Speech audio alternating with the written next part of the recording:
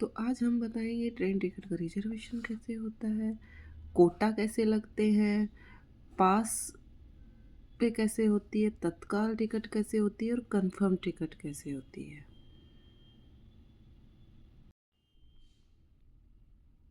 तो सबसे पहले हम जाएंगे एनटीएस पे।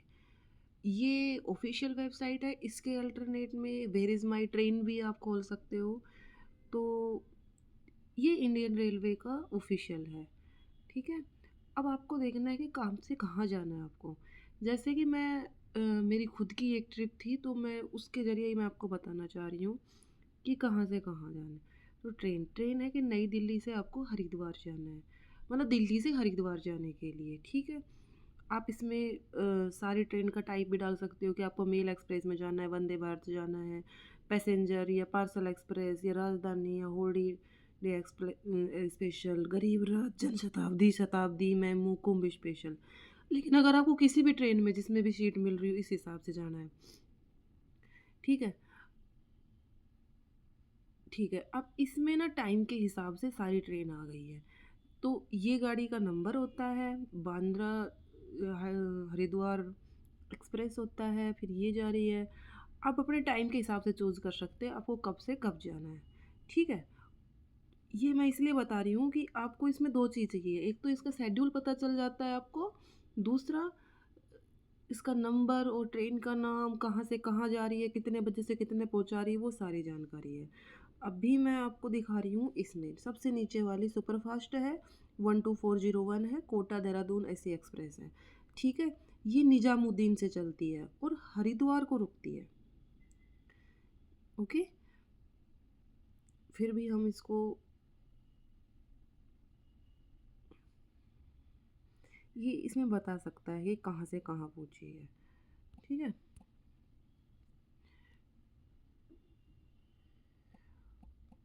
अगर आप मेरे माई ट्रेन में भी देखना चाहें तो भी आप पता कर सकते हैं कि जैसे हरिद्वार के लिए कौन कौन सी, तो ये ट्रेन है। और अगर आपको कल के लिए जाना है, कोई स्पेशल चूज फॉर कैलेंडर करना है, तो कोई भी जा सकते हैं, जैसे टुडे ही है तो कोई भी हो सकती है उसको। जैसे मैंने अभी, ये सारी ट्रेन जा रही है निजामुद्दीन से, ये नई दिल्ली से जा रही है, ये दिल्ली से जा रही है। आप टाइमिंग के हिसाब से अपने हिसाब से शेड्यूल बना सकते हो। ठीक है। तो मैंने चूज कर लिया कि नंदा देवी जो ये है 12401, ये रात को 11:50 पे चलती है और सुबह 4 बजे पहुंचाती है। ठीक है। Okay guys.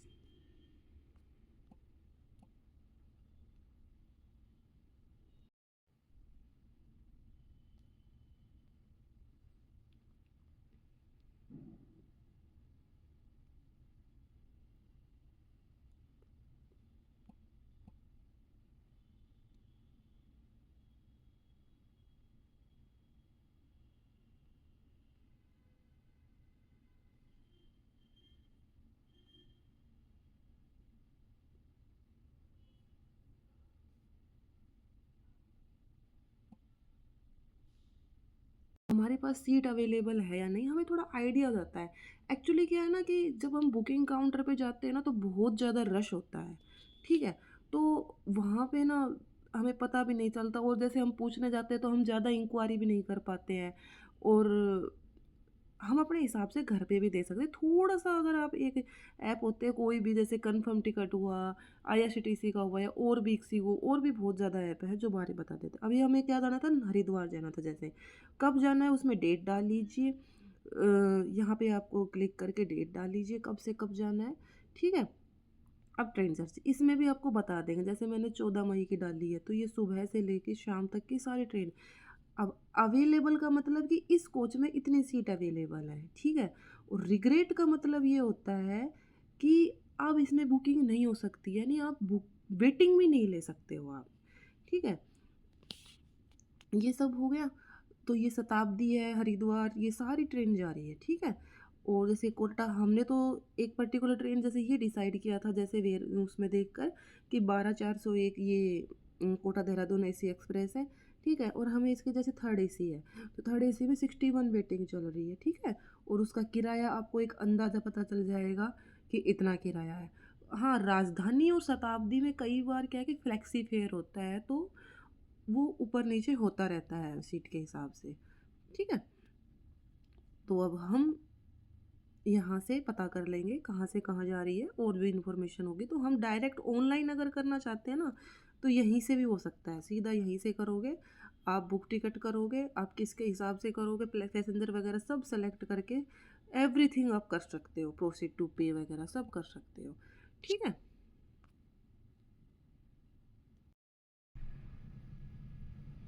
तो गाइज़ ये एक रिज़र्वेशन का फ़ॉर्म होता है। अगर आपको रिज़र्वेशन करवाना हो या कैंसल करवाना है टिकट को, तो भी ये फ़ॉर्म होता है, ठीक है? इसको ये तो आपको बुकिंग ऑफिस से मिल ही जाएगा। या तो रिज़र्वेशन या उसके आस-पास बॉक्स रखे होते हैं और आपको ये फ्री मिल जाता है, ठीक है? तो इसको ना भरना बहुत ही ज़्यादा इम्पोर्टेंट है और इसको ठीक-ठीक भरना बहुत इम्पोर्टेंट है। मैंने देखा है कि बहुत सारे पैसेंजर ऐसे होते हैं कि उनको नहीं पता है और वो गलत इन्फॉर्मेशन डाल देते हैं, जिससे उनका पैसों का भी नुकसान होता है। और वैसे भी अब देखो, अगर आप ट्रेन कोई करवा रहे हो और फिर आपको पता चलेगी कि तो गलत हो गया, तो आपको भी बुरा लगता है और आप कुछ कर भी नहीं पाते। तो बेटर है ना कि आपको पहले से ही सही इन्फॉर्मेशन हो, ठीक है? तो मैं आपको एक-एक चीज़ बता रही हूँ। अगर आपको रिज़र्वेशन करवाना है तो यहाँ पे आप क्लिक कीजिए, आपको रिज़र्वेशन कराना। अगर कैंसलेशन करवाना है तो यहाँ, और अगर आपको तत्काल लेना है, तत्काल यानी 24 घंटे पहले लेना है, तो आप यहाँ पर लिख दीजिए तत्काल, ठीक है?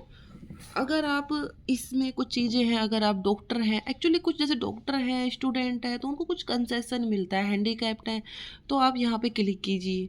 अगर आप प्रेग्नेंट वुमेन हैं, तो इस पे क्लिक कीजिए। एक्चुअली प्रेग्नेंट का अलग से कोटा भी होता है, उसको कंफर्म सीट मिलती है, कुछ डॉक्यूमेंट्स दिखाने होते हैं। सीनियर सिटीजन है, कंसेशन पहले होता था, अब नहीं होता है, ठीक है?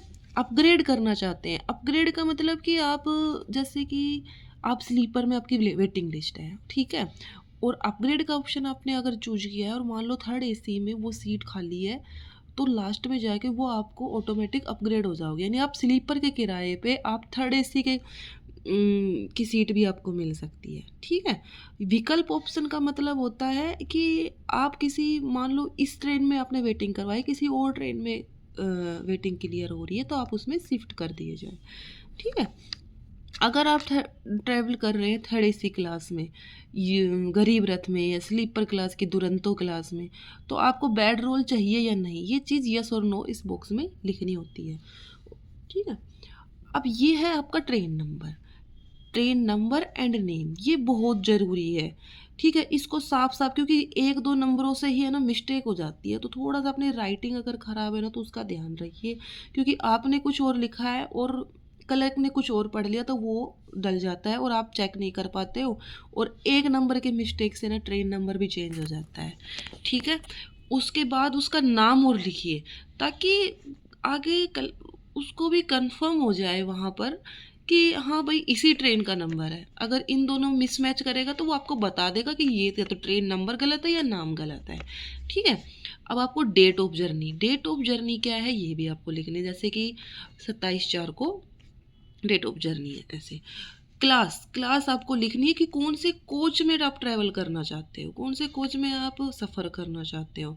थर्ड एसी लिखना है तो थर्ड एसी लिख दीजिए, अगर आपको स्लीपर लिखना है तो स्लीपर, ऐसे स्लीपर लिख दीजिए, एसएल होता है उसका। और एक होता है थर्ड इकोनॉमी, जो थर्ड एसी से थोड़ा सा छोटा होता है। कोच में उसकी सीट्स थोड़ी सी कंजेस्टेड होती है, किराया 100-200 रुपये कम लगता है, ठीक है? सेकंड एसी डालते हैं तो सेकंड एसी डाल दीजिए, फर्स्ट एसी है तो आपको फर्स्ट एसी लिख देना है। लेकिन ध्यान रखिए, कई बार क्या है कि आप ऐसे करके छोड़ देते हो सेकंड, इस सेकंड का एसी भी मतलब होता है, ठीक है? तो ये बिल्कुल भी ना लिखिए। अगर सेकंड क्या है कि स्लीपर को आप सेकंड लिख देते हो, कई बार गलती होती है और वो सेकंड एसी चला जाता है, उसका किराया भी बढ़ जाता है, तो ये आप पूरा ध्यान से लिखिए, ठीक है? नंबर ऑफ बर्थ, कितने आपको पैसेंजर की सीट चाहिए, 3 है तो 3 लिख दिया। कहाँ से कहाँ जाना है, ये चीज़ें हैं ना, आप जो मैंने आपको अभी ऐप बताया था एनटीएस या मैनेज माई ट्रेन, कहीं से भी आप उसका कोड देख लीजिए, कहाँ से कहाँ जाना है। स्टेशन का ही नाम लिखिए, जगह का नाम नहीं लिखिए, क्योंकि ज़रूरी नहीं है कि उस जगह पे कोई स्टेशन हो, वहाँ पर जो स्टेशन है ना उसका नाम लिखिए। जैसे आपको मान लो यूपी जाना है, तो ये नहीं कि यूपी लिख दिया, आप उसके जो स्टेशन है उसके अंदर जहाँ जाना चाहते हैं वो लिखिए। जैसे फिर इसका ये अगर चलो ये भी आपको नहीं पता हो तो आप अच्छे से उस स्टेशन का नाम लिख दीजिए, ठीक है।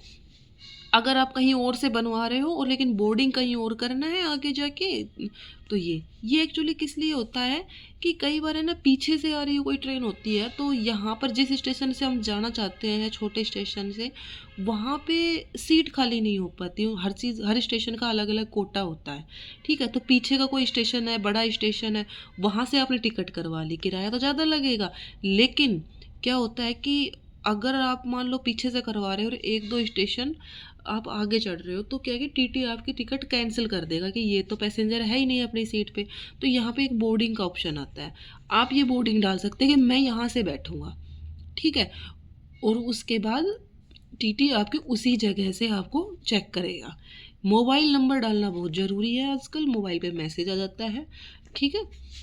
उसके बाद है ना कई बार एक पेमेंट मोड और आता है, हालांकि कई आजकल जो अपडेट हो गए उसमें पेमेंट मोड और आता है। पेमेंट मोड में आपको लिखना बहुत ही ज़्यादा ज़रूरी है कि आपको कैश पे देना है या फिर आपको यूपीआई पे देना है, ठीक है। कैश पे ये बहुत ही ज़्यादा ज़रूरी हो गया, क्योंकि पता है अ, मैं खुद एक रिजर्वेशन डिपार्टमेंट में हूँ, तो बहुत बुरा लगता है क्योंकि हम है ना यहाँ से लेकर यहाँ तक का सारा डाटा फिल कर लेते हैं और उसके बाद पता चलता है कि अरे आपको तो यूपीआई करना था। गलती एक्चुअली आपकी भी नहीं होती, क्योंकि जैसे हम किसी शॉप पे या कहीं और पेमेंट करते हैं तो बाद में ऑप्शन रहता है कि यूपीआई करेंगे या वो करेंगे, लेकिन रेलवे का जो सिस्टम है, जो कंप्यूटर सिस्टम, उसमें हमें पहले ही ये फीड करना होता है कि हम कैश लेंगे या यूपीआई लेंगे। और अगर हमने कैश को सेलेक्ट किया तो कैश तो हम बाद में लेंगे, लेकिन यूपीआई को करना होता है और हमने गलती से कैश पे कर दिया तो वो सारा ये डाटा हमें दोबारा फिल करना पड़ता है। इसलिए आपको भी टाइम बहुत ज़्यादा लगेगा और सामने वाले भी परेशान हो जाएगा कि उसे फिर से फिल करना पड़ रहा है, ठीक है। यहाँ पे आपके जितने भी पैसेंजर हैं आप उसके नाम लिखिए। एक बात याद रखिए, आप मैक्सिमम एक फॉर्म पे सिर्फ 6 ही पैसेंजर भर सकते हो, ठीक है। 6 से ज़्यादा नहीं भर सकते, 6 से ज़्यादा भरोगे तो आपको दूसरा फॉर्म लेना पड़ेगा। और याद रखना जो स्टेशन होते हैं आप एक साथ ग्रुप बुकिंग नहीं करवा सकते। ग्रुप बुकिंग के लिए जैसे दिल्ली में आईआरसीटीसी है, आईआरसी है, ऐसे ग्रुप बुकिंग के लिए बने हुए हैं, आप वहाँ करवा सकते हो। यहाँ आपके सिर्फ 6 ही होंगे पैसेंजर। और हाँ, तत्काल में सिर्फ 4 होंगे, ये बात भी याद रखना, तत्काल में सिर्फ 4 पैसेंजर ही एक साथ हो सकते हैं, ठीक है। यहाँ आपकी नेशनलिटी यानी आप हिंदू हैं या बाहर से विदेशी हैं तो इंडियन डाल लीजिए, भारतीय हो तो इंडियन डाल लीजिए। और जेंडर आपको डालना है फीमेल मेल जो भी है। आपको एज डालनी है सबकी, ये करेक्ट होनी चाहिए, एज आपकी बिल्कुल करेक्ट होनी चाहिए, गलत नहीं होना चाहिए, क्योंकि आपको टीटी इस चीज़ पे आपको कर भी सकता है। क्योंकि जैसे लेडीज़ जैसे 45 प्लस होती है तो उसको कंसेशन सॉरी सीट का कोटा मिलता है, कुछ रिजर्व सीट्स होती हैं, सीनियर सिटीजन में आ जाती है। मेल 60 से अब वो होते हैं वो सीनियर में आ जाते हैं, ठीक है। इन सब के बारे में मैं डिटेल से आपको बाद में बताऊंगी, ठीक है।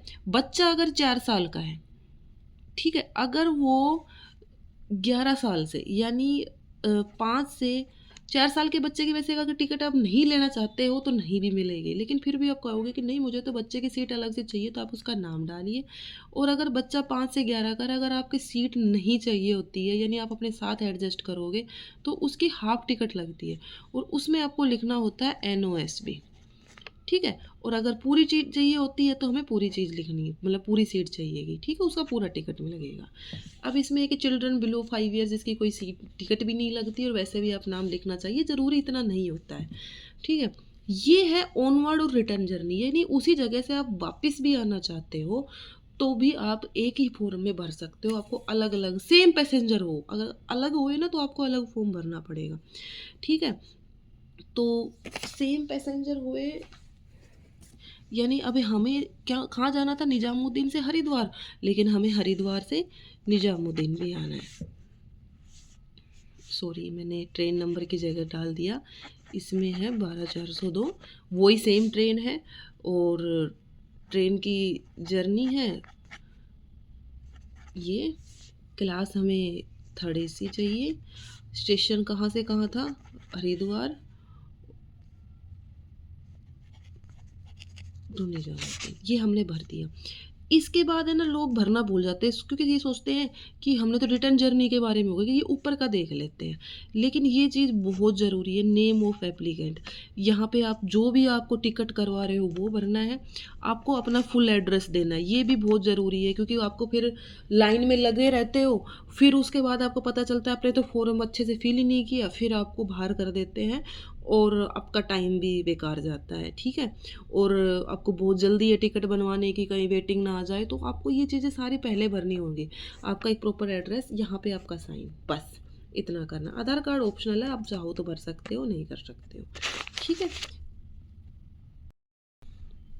तो गाइज़ हमारे पास है ना एक ऐसी पेपर टिकट आ जाती है अगर हम ऑफलाइन टिकट लेते हैं, ठीक है?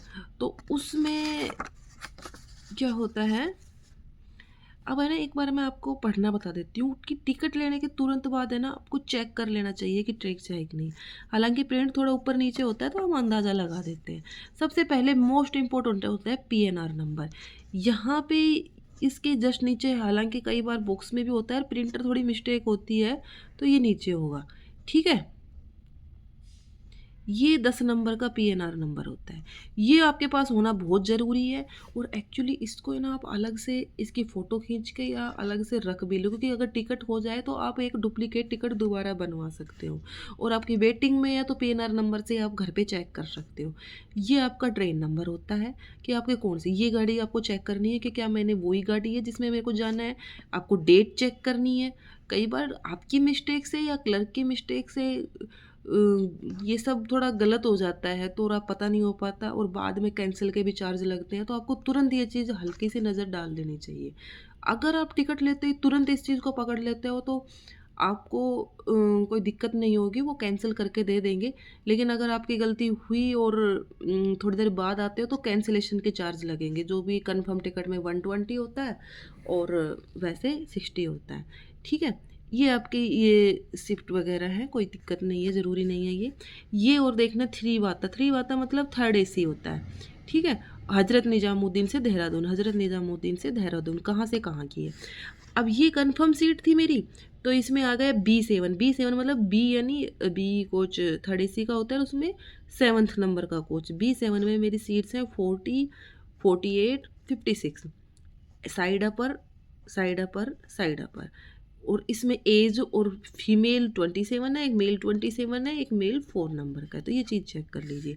ये हालांकि मेरा पास पे बना हुआ है, तो रेलवे पास है, इसके बारे में बाद में बताऊंगी, मुझे मिला हुआ था इसलिए मैंने पहले वो कर लिया, ठीक है? इसमें आपको जानकारी होती है, इसमें फिर से आपको ट्रेन का नंबर है, बोर्डिंग कहाँ से थी आपकी, निजामुद्दीन से, ठीक है? डिपार्चर टाइम कई बार कई ट्रेन में नहीं भी आता है, हालांकि आपको पता भी होता है कब से जाएगी, या फिर वहाँ जाके इंक्वायरी भी कर सकते हो आप, ठीक है? ये 27/4 का, ये आपको रात को 11:50 का है। अराइवल कब होगा? 28 तारीख को सुबह 5:45 पे पहुँच जाएगा, ठीक है? और ये क्या है कि ये है कि आपकी टिकट कब बनी, इस तारीख को आपने इतने बजे बनवाई थी और कहाँ से बनवाई थी, ये सब भी हो सकता है। ये रूट होता है, यहाँ पे आपका फेयर आएगा, कितने की टिकट बनी वो सारा फेयर आएगा। हालांकि मेरा जीरो था, पास पे था तो जीरो आया, वरना आपका यहाँ पे फेयर लिखा आता है, ठीक है? तो ये सारी इंपॉर्टेंट जानकारी है जो आपको रखनी बहुत ज़रूरी है और आपको ऑफलाइन टिकट रखनी बहुत ही ज़्यादा ज़रूरी है।